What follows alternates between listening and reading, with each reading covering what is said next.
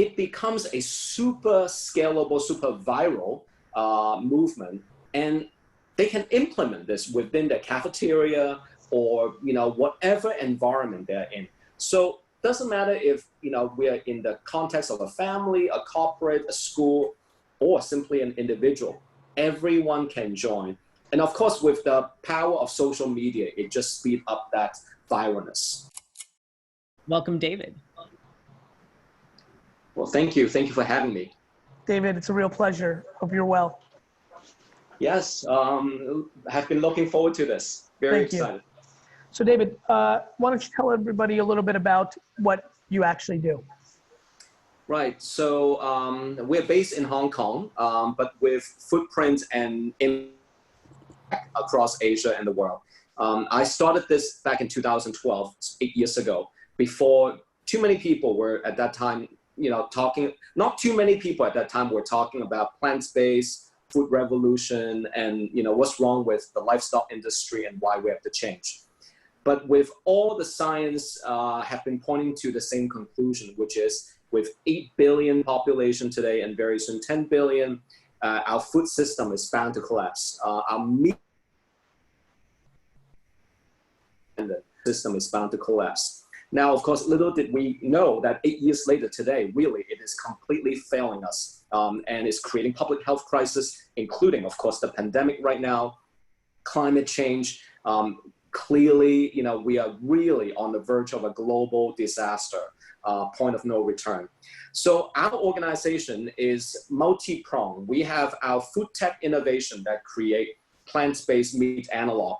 We focus on pork because in Asia, pork is the most consumed meat. Yes. So vegan plant-based pork, the brand is called OmniPork, is one dimension of our business, which is on the food tech innovation. We have another dimension, which is Green Common, and that is our restaurant, shop, and distribution network of all the major future plant-based food brands. We have the movement of Green Monday, which is to advocate everyone to go plant-based at least 1 day a week, and use that as a way to create a community and the alignment among a lot of people, not just individuals or families, but really across people globally. And then we also have a venture capital impact on that focus on investing in impact business that share the same mission. So altogether, that's the Green Monday Group. Back a little bit further, because I think there's a lot of entrepreneurs that are watching. What kind of kid were you? Were you a great student? Were you entrepreneurial? Like, how did you, just a little bit more of the origin story. Sure. I am from a business family. I'm from an entrepreneur family. My dad, my uncles, everyone was entrepreneur. They built their business from nothing in different sectors, not in food. They were in apparel, in real estate, etc.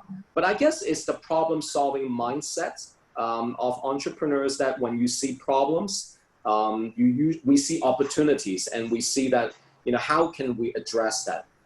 In the case of sustainability and climate, I mean, of course, I think today more and more people know the urgency. But the connection I made in the very early days is that sustainability must come with innovation. And innovation in terms of behavior change and solutions to empower people to change. So yeah, that's kind of the quick background. And well, personally, I lived in New York. I lived in New York for over 10 years. I went to Columbia. Engineering major, so that problem solving and science mindset is engineering. Kind of a huge part of that background. Green Monday, I think, is a super interesting, kind of, I think of your business in almost like a chair, different stool, different legs to build up the whole environment. The Green Monday part, I think, is quite fascinating because I think for-profit, non-profit, like I think a lot of people miss that leg of the stool where you're doing something bigger. It's a halo of top of the funnel awareness, which has trickle down economics to everything else you're doing. Do you agree with that observation? Is that why you did it? Have you felt that? Is that hypothesis right? That is very true. The thesis of social entrepreneurship is that, nonprofit and for-profit, social and business do not need to be mutually exclusive. in fact, they work very well together. There's nothing wrong to have a business that is mission-driven and is aimed to solve social, environmental, humanity problems. The beautiful thing about entrepreneurship is always, that innovation spirit, that problem-solving mindset, and combine that with the do-good mentality. I think that really, in fact, I think that's the future of business. It doesn't need to be just, okay, you make money on one end and then you donate money after you become successful. I mean, the business itself can be a major vehicle to drive change. I was very, very, very involved early on in kind of a community that sprung out early Tom shoes. Yes. And then that's what led me to being on the board of Pencils of Promise and Charity Water. Were those things that hit your radar? Were those things that inspired you or created nuances that you wanted to replicate? Very much so. I mean, I think when it comes to social venture, Tom Shoes is always one of the role model case. And for us, if we just create products, if we just focus on the food tech element, I think there's still a major piece that is missing, and that is, first of all, people need to know why they need to switch. What's wrong with the food system? Why, human beings have been eating meat all in the entire history. So why all of a sudden now we're in 21st century and eating meat all of a sudden becomes not such a good thing? Now, the other argument, which is also very important, is it doesn't need to be a binary. You have to switch from a meat eater to become a vegan tomorrow. So for us to create the movement of Green Monday, first of all, obviously that's a huge advocacy and education element. And on the other hand is to create the narrative that can be inclusive. So whether people choose Monday, Friday, Sunday, but a platform that everyone can join. It's a gateway, right? It's a stepping stone, because, with politics, with conversations like this, everything is so binary that we're not giving people little steps. That's totally true. We believe in the power of baby steps. So I tell everyone within my organization and outside that we're not here just to sell a food product. We're not here just to, present products or services. We are here to sell change. But change is intimidating. Change is difficult. And takes a long time. Speaking about a long time, I've been impressed with how you've rolled out globally. Let's talk about that a little bit. What are the learnings, and how do you think about that? Well, first of all, we start here in Hong Kong, and the impact has been enormous. We're talking about now 34% of Hong Kong people are flexitarian, meaning they are meat reducers. Again, doesn't mean everyone is a vegan, but they are becoming active meat reducers. So that's number one. But once we get the movement and the initiative into companies, into organizations, whether that is Google, Facebook, HSBC, SANS, Hong Kong University, once you get into a community or a company, then that can scale, right? I mean, most of these MNCs, of course, they have offices around the world. So then we say, why don't you also implement Green Monday in your Shanghai office, Taipei office, Singapore office, and then New York, LA, London, etc. So it becomes a super scalable, super viral movement, and they can implement this within their cafeteria or whatever environment they're in. So doesn't matter if we're in the context of a family, a corporate, a school, or simply an individual. Everyone can join. And of course, with the power of social media, it just speeds up that viralness.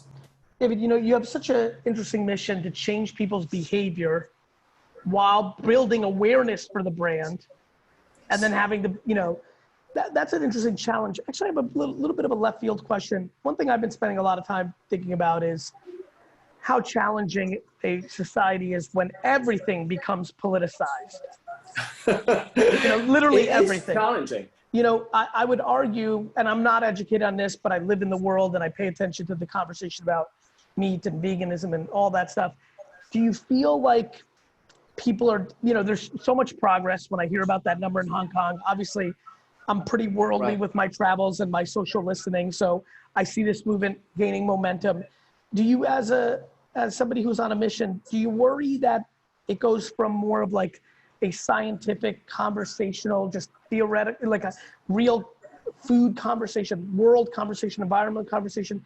Do you fear that it becomes politicized where people just decide they don't want to do it because it's now on this side of the equation and they blindly are on that side of the equation? Is that an overall concern?